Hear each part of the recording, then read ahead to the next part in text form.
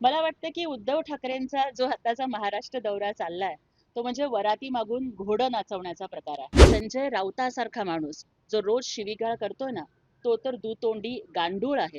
तुम्ही एकनाथजी शिंदे साहेबांच्या दाढीचा एक केस सुद्धा वाकडा करू शकत नाही.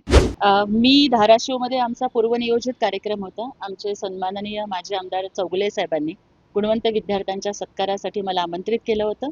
आमचे नेते माननीय प्राध्यापक रवींद्र गायकवाड सर सुद्धा आमच्यासोबत उपस्थित आहेत. मला वाटतं की उद्धव ठाकरेंचा जो आताचा महाराष्ट्र दौरा चाललाय तो म्हणजे वराती मागून घोडं नाचवण्याचा प्रकार आहे. 6 खासदारांची वरात तर निघून गेली. आता हे घोडं आणि त्यांचं शिंगरू आता मात्र चौकशा करायला लागलंय. त्याचा काहीही उपयोग होणार नाही. हेच जर तुम्ही योग्य वेळेवरती फिरला असतात तर त्याचा उपयोग झाला असता.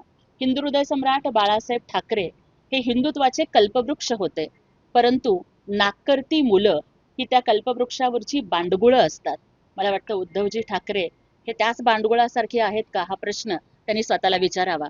आणि संजय राऊतासारखा माणूस जो रोज शिवीगाळ करतोय ना, तो तर दुतोंडी गांडूळ आहे. गांडुळाचा उपयोग कमीत कमी शेती माती सुपीक करायला तरी होतो, पण संजय राऊत हा उबाठा गट नापीक करायचं काम करतोय. त्यामुळे मी बघितलं की ते अनेक ठिकाणी गद्दार गद्दार बोलतायत, मिंधे मिंधे म्हणतायत.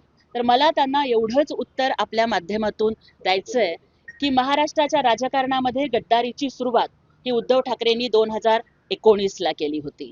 तुम्ही महागद्दार आहात, कारण तुम्ही हिंदुत्वाशी गद्दारी केली, हिंदू हृदय सम्राटांच्या विचारांशी गद्दारी केली.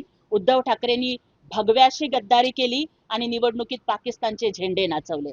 अहो, तुम्ही तुमच्या सख्ख्या भावाला घर सोडायला भाग पाडलं, चुलत भावाला पक्ष सोडायला भाग पाडलं. तुम्ही तुमच्या भावाशी गद्दारी केली. जो भावाचा नाही झाला तो गावाचा काय होणार. त्याच्यामुळं मला त्यांना एवढंच सांगायचं की अरे बाबा, तुम्ही एकनाथजी शिंदे साहेबांच्या दाढीचा एक केस सुद्धा वाकडा करू शकत नाही, कारण त्यांच्या पाठीशी लाडक्या बहिणीचे आशीर्वाद आहेत. त्याच्यामुळं लक्षात ठेवा की अरे, मोठे मोठे गार केले गंमत मधी, भिडू नको आता तू खुन्नस मध्ये. महाराष्ट्रातील सर्व बातम्यांचे विश्वासार्ह व्यासपीठ, सकाळच्या सर्व सोशल मीडिया प्लॅटफॉर्मला लाईक, फॉलो आणि सबस्क्राईब करा. तसंच सर्व नोटिफिकेशनसाठी बेल आयकॉन प्रेस करायला विसरू नका.